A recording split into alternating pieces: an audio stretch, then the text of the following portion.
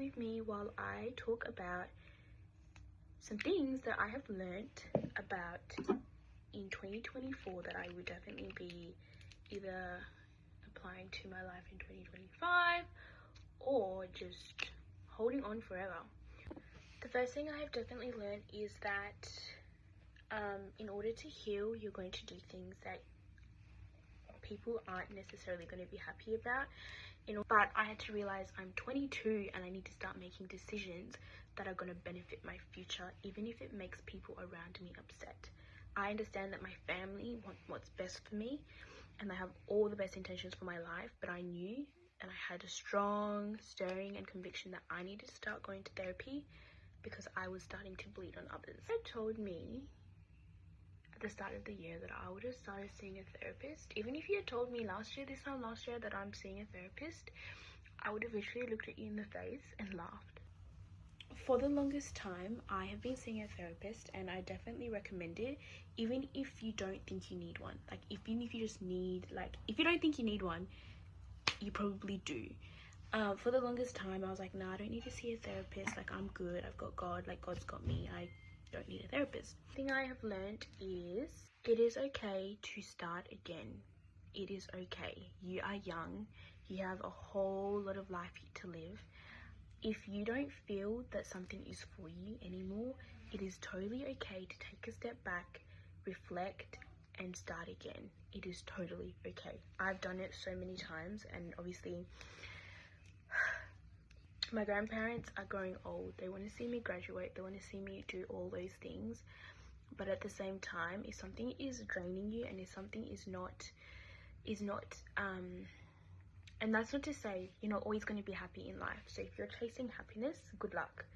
But if you need to take a break, if you need to take a step back to actually pull yourself together, make sure you're okay, do it. It's not worth the suffering. A third thing that I have also learned is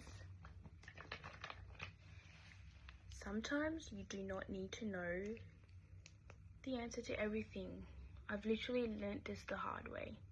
You don't need to know the answer to everything. I am a major overthinker, and so I analyze everything 110 times before I'm satisfied, and even then I'm still overanalyzing it. I'm still thinking about it. I won't stop thinking about it until I'm satisfied, and there's no winning when you do that. There really isn't. I've just learnt to surrender everything to God. All my plans, if it's meant to happen, God will let it happen. Like, there's nothing that I can do to change a situation. There's nothing that I can do to, I just don't know how to explain it, but sometimes you don't need to question everything. Sometimes you don't need to know the answer to everything. Sometimes you just need to go with the flow, and what will happen regardless of whether you question someone or, you know what I mean? Like, sometimes your pursuit of finding answers is your pursuit of wanting to have control, and sometimes God just doesn't need you to have the control.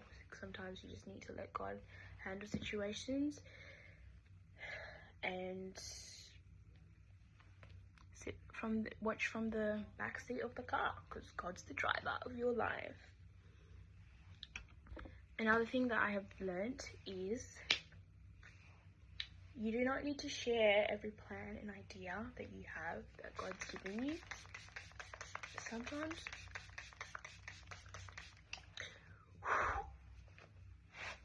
Sometimes you just need to do it. Just do it. Just do it. Just get up and do it. You don't need to say, I'm going to do this, I'm going to do that.